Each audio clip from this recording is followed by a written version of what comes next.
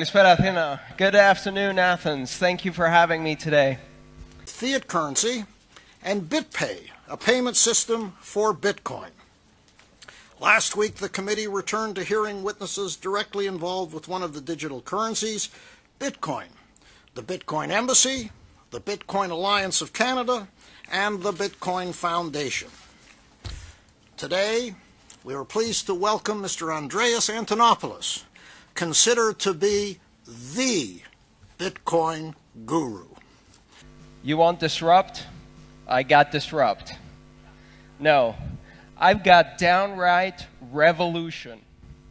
We're going to talk about the most exciting, most interesting, and probably the most important technological innovation, invention in computer science of the last 20 years. I'm here to talk about Bitcoin. Saying Bitcoin is digital money is like saying the internet is a fancy telephone. It's like saying that the internet is all about email. Money is just the first application. Bitcoin is a technology, it is a currency, and it is an international network of payments and exchange that is completely decentralized. It doesn't rely on banks, it doesn't rely on governments. And we have never done this before in the history of humanity. So let's get started. Bitcoin is digital money. It's money just like euros or dollars, only it's not owned by a government. And you can send it from any point in the world to any other point in the world instantaneously, securely, and for minimal or no fees at all. I think we've been heading in towards a cashless society that's trackable, and that's credit cards and wire transfers and bank accounts. Bitcoin allows you to take control of your money, and that control can be exercised with innovation at the edge that allows you to re-inject privacy and anonymity as necessary, and that will make it a very powerful force for individuals. It actually forces governments to be more transparent and allows individuals to be more private.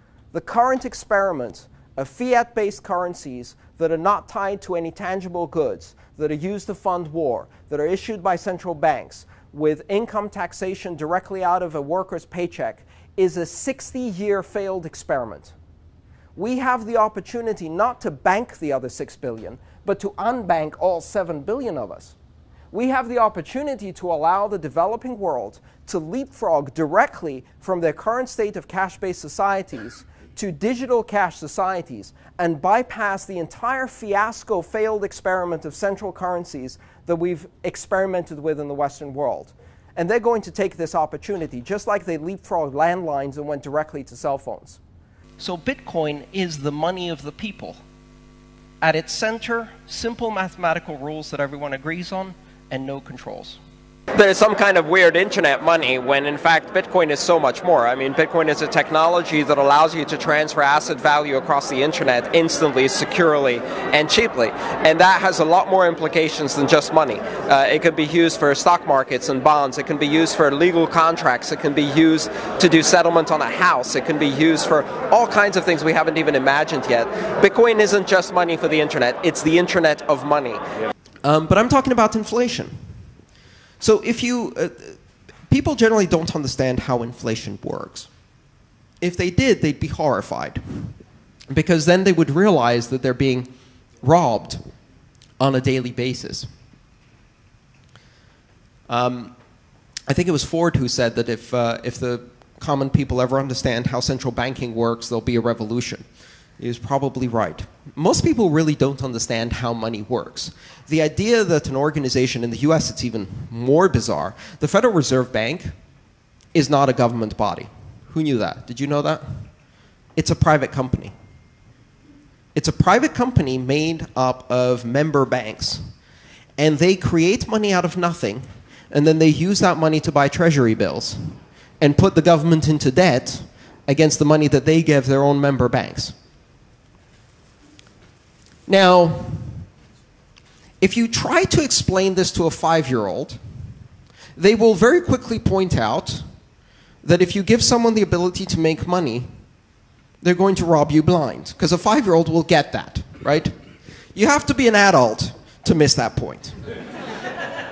You have to be a very, very serious adult who says, no, the Federal Reserve Bank offers stability for our currency by carefully manipulating interest exchange rates on overnight banking loans between banks, thereby establishing a smooth business cycle between boom and bust, and allowing for the allocation of capital efficiently in the markets, which is all a very long way of saying they're robbing you blind.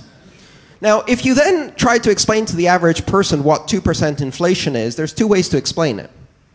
You can say, well, 2% inflation means that every year your money reduces in actual purchasing value by 2%. And they'll try to do the math in their head, and if they're like me, they'll fail. They'll pull out a calculator and try to do it again, probably fail again, because compound interest is kind of tricky like that. Or there's a simple way to do it. In 36 years, everything is twice as expensive. What? You mean I save for 36 years, and then I've got $100,000 in the bank, but it's only worth 50 in today's money? Those guys are robbing us blind. But most people really don't think about money. Money is something that pervades our life, but most people don't think about it because we don't really understand it. And I challenge you to try to explain money to a 5-year-old. And you will very quickly find out that they start asking questions to which you don't have the answers. Most people don't have the answers to these questions. And the reason they don't have the answers to these questions is because most people don't understand money. Money, while it is used by all of us, is something almost mystical in nature. Why does a piece of cotton that is, well, let's say it's 60% cotton, 20% bacteria, and 20% cocaine, to be more accurate. A piece of cotton printed with green ink, why does that have value? And you have that discussion with people around you and see what they answer. Some people are going to give you this line. Well, you see, for every dollar out there in circulation, there's a certain amount of gold in the vault at Fort Knox. I have news for you. There is no gold. Right? That system of money was abolished in the Bretton Woods Treaty in 1936 or 33? 46. So that system doesn't exist. This particular solution, this invention, is far more important than currency. Currency is just the first app, just the first application that you can build on a distributed consensus system. Other applications include distributed fair voting, stock ownership, asset registration and notarization, and also many other applications we've never thought of before. Because now the authority is not derived from the sovereignty of the issuer, from the printing press of a nation state that can declare through monopoly and use of force that this is the currency you will use. Now we can choose currency, and a 5-year-old can create currency. And maybe the currency that the 5-year-old created has monetary value. Maybe it doesn't. Most likely it doesn't. Some will. And so we need to get used to a world where we have to judge currency not by who issued it, but by who uses it. Or rather, how many people use it and what they use it for. So let's imagine a world in which currency is being used in a widespread fashion, and no one remembers who created the currency or why. They only know that within their local community, it has purchasing power. As a little fanciful thought, imagine a decade from now in a rural village, far detached from our developed nation civilization, villagers exchanging two currencies, one that has a Shiba Inu, a Japanese breed of dog, on the front, and is pronounced doggy coin or doge coin or dog coin, and I'm not quite sure, but it doesn't really matter. But you can buy half a dozen eggs with it. And other villages are trading another currency that has an old white lady called Elizabeth on it, and they have no idea who Elizabeth is, and they don't know why she got her picture on the coin. Maybe she wrote a nice song. Maybe she won Canadian Teen Idol. Nobody remembers anymore, but you can buy 6 eggs with it. And to those people, it doesn't matter who issued the currency. What matters is whether it has purchasing power or not. The currency is now evaluated purely on its monetary basis because of adoption, because of use. And there is one fundamental difference between those two currencies. One has a predictable, stable, algorithmic monetary supply, and the other has an old white lady called Elizabeth on it. So, in fact, one of them has some real intrinsic value because it's removed some of the uncertainty of the monetary system from it. The other one doesn't really. We need to get ready to live in a world where multiple currencies will coexist. So currency as a means of expression, currency as a tool of language, is no longer up to the issuer. It is up to us as individuals making a choice to use that currency, and we give it value through our use. We give it value through adoption. And we will be surprised by some of the currencies that will emerge from a fad, that will emerge from a joke, perhaps even a sick joke, and will explode into viral consciousness on the internet and then become real monetary powers in use across a broad population, surprising all of us. Now, some of you may have heard of Bitcoin as a currency, as a system of money that is currently going wildly high in price one day and wildly low in price the other day. And what I'm here to tell you is to ignore the price and to ignore Bitcoin the money and understand Bitcoin the technology, the invention, and the network it creates. Because if we mess up the money, we'll just reboot another currency. The invention of Bitcoin, the technology that makes it possible, cannot be uninvented. And it creates the possibility for decentralized organization on a scale never before seen on this planet. This is a nature of decentralized systems. By diffusing power. You see, the mistake is to think that you can somehow stop the accumulation of power by finding that one honest person, giving them all the power and hoping they act well.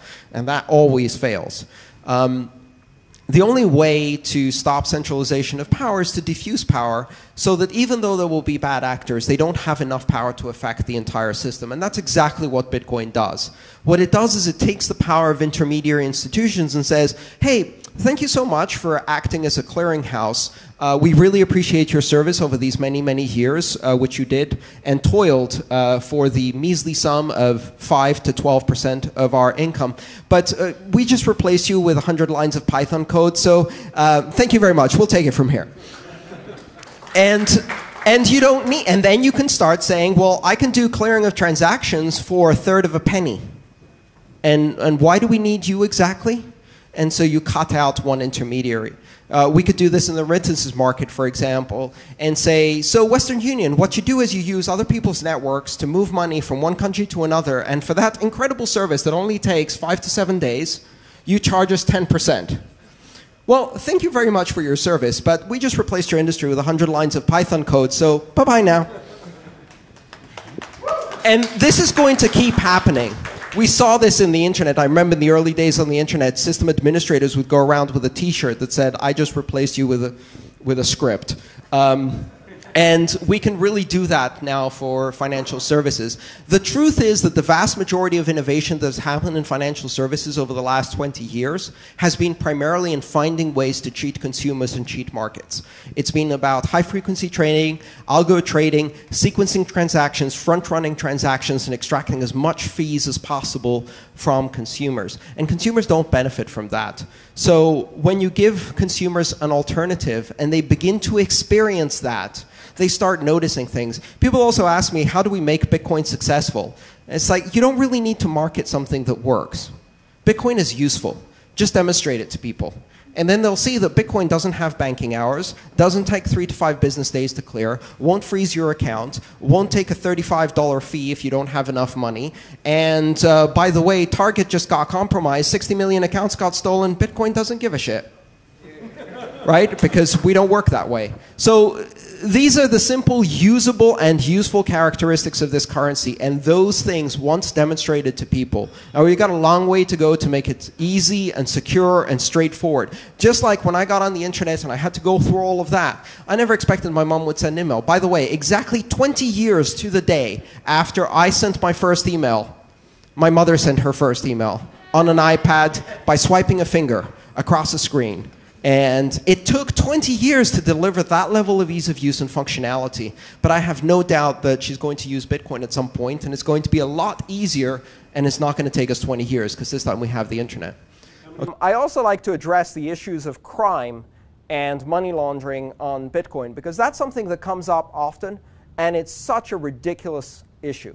If you watch the Senate hearings on Bitcoin, only one of the senators really grasped some of the disruptive effects and started asking questions about how this would affect the monetary policy of the Fed.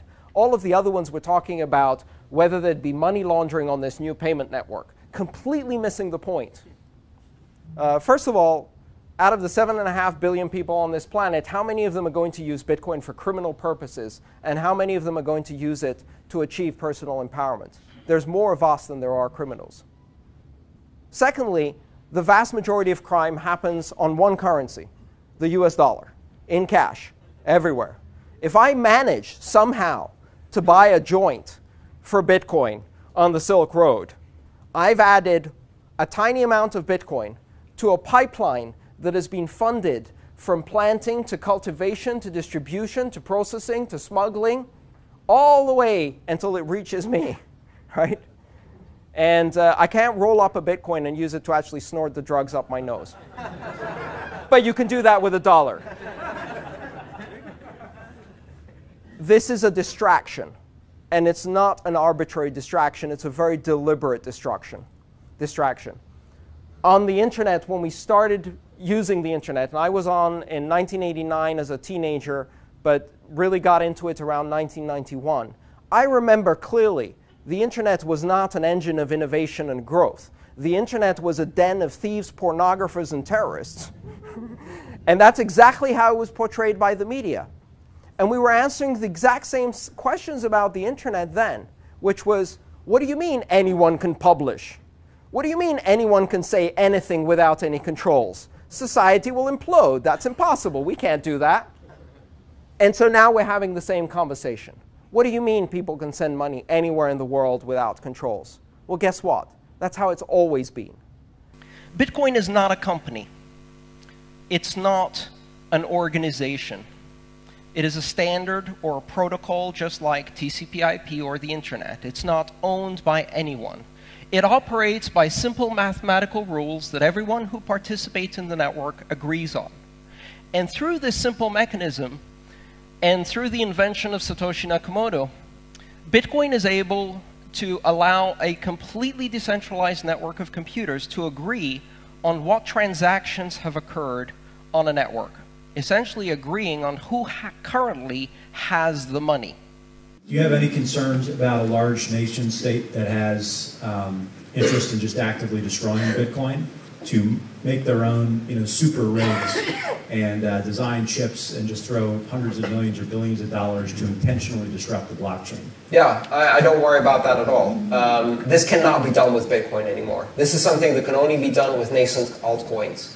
Bitcoin has achieved a level of computing that no single nation state can overthrow it through computation alone. The effort to do so would require a massive covert operation of chip fabrication, then the coordinated assault that would give them dominance over the next block for 10 minutes until we kick those bastards off the network, rework the protocol around them. They would be revealed. They would have lost $1 billion doing this, and all they got to do was one double spend.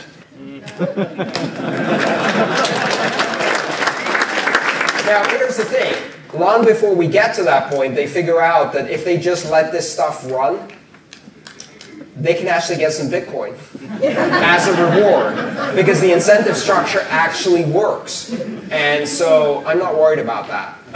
This is the kind of heavy-handed action that can drive conspiracy theory, but is really only applicable on a small scale for a small altcoin. Governments aren't good at doing massive conspiracy. They're good at doing small conspiracy. But massive conspiracy like that doesn't go unnoticed. And a lot of people are watching the blockchain. And as I said before, what are they going to do? So they take over and they fork the blockchain and they go somewhere, right? They've created an alternative blockchain. Great. What are we going to do? Who's going to join the NSA blockchain? Anybody want to jump on FedCoin? So we're all going to stay on the old fork. Difficulty will go down, It will get more profitable for the miners who stayed behind, and we'll carry on with our coin, and they can go mine whatever the hell they want on their alternative blockchain. They achieve nothing. They can't make protocol changes because, as I said, 5 constituencies in consensus, and it would take $1 billion to pull the most ridiculous Keystone Cops failure in history. Plus, this would actually require government that can do IT.